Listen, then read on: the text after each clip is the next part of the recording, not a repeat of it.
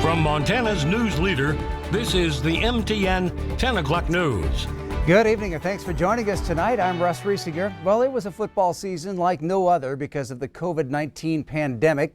But tonight at Dela Stadium, the Billings West High Golden Bears had a chance to make history for other reasons as the Bears tried to capture a state championship for the Magic City. That game just coming to an end a short time ago. Q2 Sports Director Scott Breen on the field tonight for the Battle of the Unbeatens. Scott? Well, Russ, Missoula Sentinel has its first state AA football championship since 1972. The celebration on behind me. The final score tonight, 24-15. Tell you what, an outstanding display of sportsmanship on both sides of the football. Guys helping each other up to the left and to the right as well from start to finish. Difference in this game, West High went down. They marched early and scored the opening touchdown of the game for a 6-0 lead. That was the only touchdown this high-flying offense was able to put together tonight, though. Missoula Sentinel answered with 3 touchdowns of its own. Ultimately, their size just a little bit too much for the West High Golden Bears. Coming up just a few minutes from now in sports, we'll hear from the latest state champs. Again, their first state title since 1972, and we'll break down tonight's game and show you how things happen. Russ, let's send it back to you in studio. All right, thank you, Scott. Obviously a disappointing end to what was a great season for West. We'll have more on that championship game coming up in about 20 minutes. In other news tonight, federal prosecutors filed murder charges against the man suspected of killing the daughter of the vice chairman of the Crow tribe. 27-year-old Taylor Plainbull is now indicted on first-degree murder and other charges. Court documents state that Plainbull shot and killed 26-year-old Lanita Goes Ahead, the daughter of Carlton Goes Ahead, on Blue Creek Road back on October 24th. Plainbull was allegedly driving a stolen truck when he saw Goes Ahead, his ex-girlfriend, going the other way with a man and a child, then forced Goes Ahead's vehicle into a ditch and shot her. He was arrested 3 days later after a standoff with police at the Roadway Inn in Billings.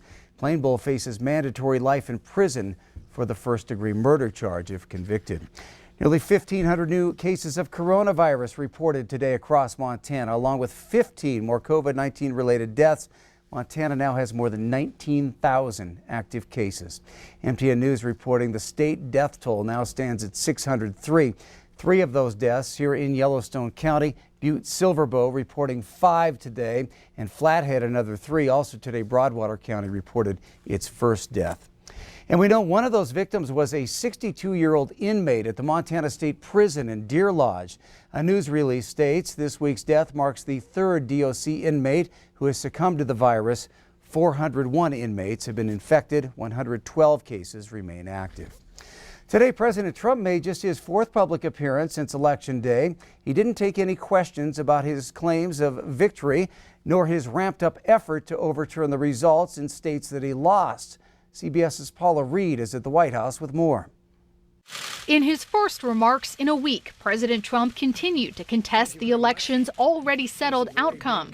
I won, by the way, but, we'll find that out. Almost 74 million votes. He did not win, and while announcing a new prescription drug policy, appeared to admit the Biden administration is imminent.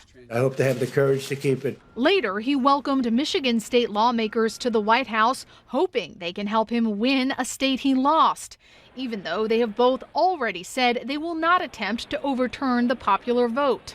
Even so, Michigan's 16 electoral votes wouldn't be enough to change the national outcome. Shame on you! Michigan State Majority Leader Mike Shirkey was mobbed by protesters as he traveled to Washington today. It's an attempt to subvert our democracy and undermine the will of Michigan voters. The political pressure campaign comes a day after the president's personal attorney, Rudy Giuliani, held a bizarre press conference about the unsuccessful battle to overturn the election. But cracks are emerging in the Republican Party. Utah Senator Mitt Romney wrote it was difficult to imagine a worse, more undemocratic action by a sitting president. Yesterday's press conference was certainly about as low as you can go. Today, Georgia certified its election results, showing Biden narrowly beating the president. I live by the motto that numbers don't lie. Certification came as Vice President Mike Pence campaigned for 2 Georgia Republican senators facing January runoffs that will decide control of the U.S. Senate. We're going to keep fighting until every legal vote is counted.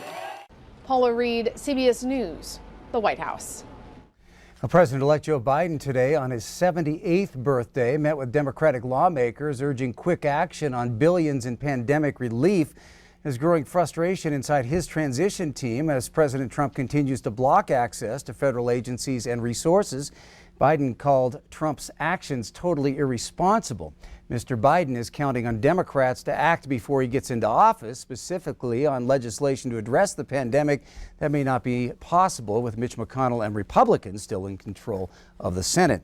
Well, Governor-elect Greg Gianforte is busy setting up several transition teams as he prepares to take over the reins of the state in January.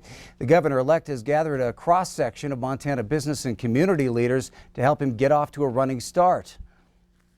I think this governor's orientation is to try to pull people together and have discussions. I don't think he would be someone who would sort of hide on the second floor. I think he would be very engaged, and that's what I'm expecting. I'm expecting him to pull together whoever's there, Republicans, Democrats, on a particular issue and try to say, you know, this is one I'd like to be involved in. Let's see if we can work it out. I'm expecting more of a CEO type approach to communication, and that's going to lead to strategy and a lot of things that, at least from my vantage point, we haven't seen. But, you know, every governor approaches this differently, and we'll see.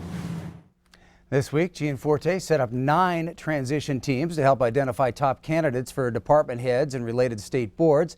And the Billings area is well represented. Yellowstone County Commissioner Don Jones is on the Department of Revenue team.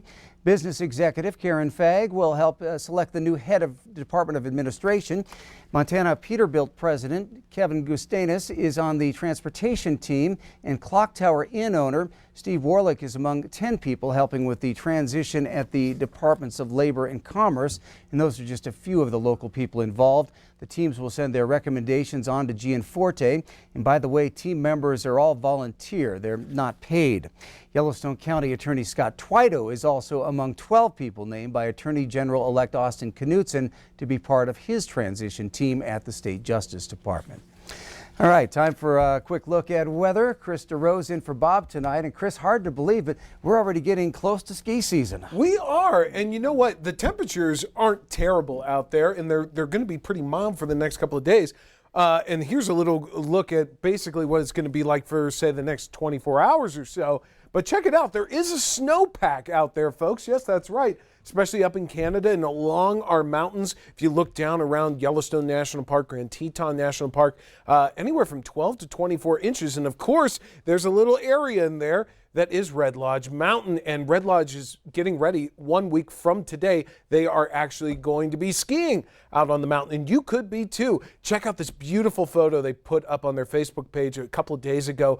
They are making snow. They are getting ready for opening day. As much as I love warm temperatures, I am actually very excited to go skiing. Now, we have the full forecast coming your way, plus the Thanksgiving forecast, so stay tuned.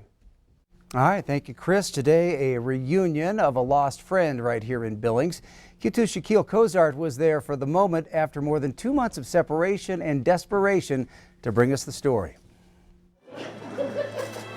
Well, today was the day where Leo, the dog who decided to rough it in the Montana wilderness for 2 months straight, was finally reunited with his owner.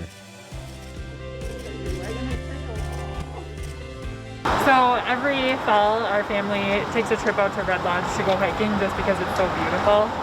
And this was towards the end of our trip, and we decided to go out to Mystic Lake because we'd never been there before. Leo's owner, Melissa, said that after arriving at the lake and letting Leo swim for a bit, she decided to go back to the top to shelter from the high winds that it picked up. But Leo, on the other hand, decided to run back down to where her family was, so she thought.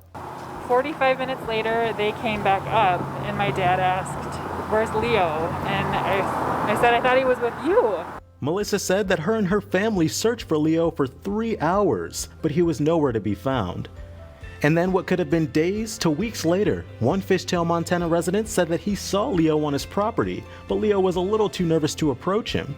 The next day, though, While he was processing some elk meat, Leo came right up for some treats. I would take tuna and sliced turkey and chicken and things like that.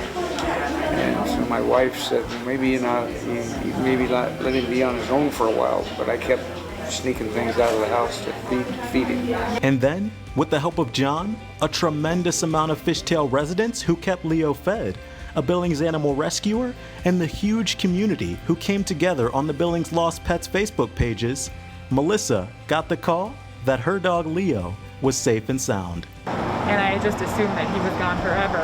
And then earlier this week I got the phone call at 2 in the afternoon while I was sleeping before night shift. And we're like still in shock. And now, after 2 months of being out on his own, eating who knows what, and meeting everybody, Leo is finally being reunited with his owners. And what could be a better gift for your birthday? Yes, Leo's birthday is actually tomorrow, and he is going to be, how old? 3 years old. So, what an awesome birthday gift for Leo and his owners. In Billings, I'm Shaquille Cozart with MTN News. All right, thanks, Shaquille. Melissa says she wants to thank everyone who had a hand in bringing her and Leo back together again. Still ahead on the MTN News at 10 here on Q2, the CDC advising people not to travel for Thanksgiving. What you need to know if you still are planning a trip. And a little later in sports, a full recap from tonight's AA championship football game at Dallas between Billings West and Missoula Sentinel.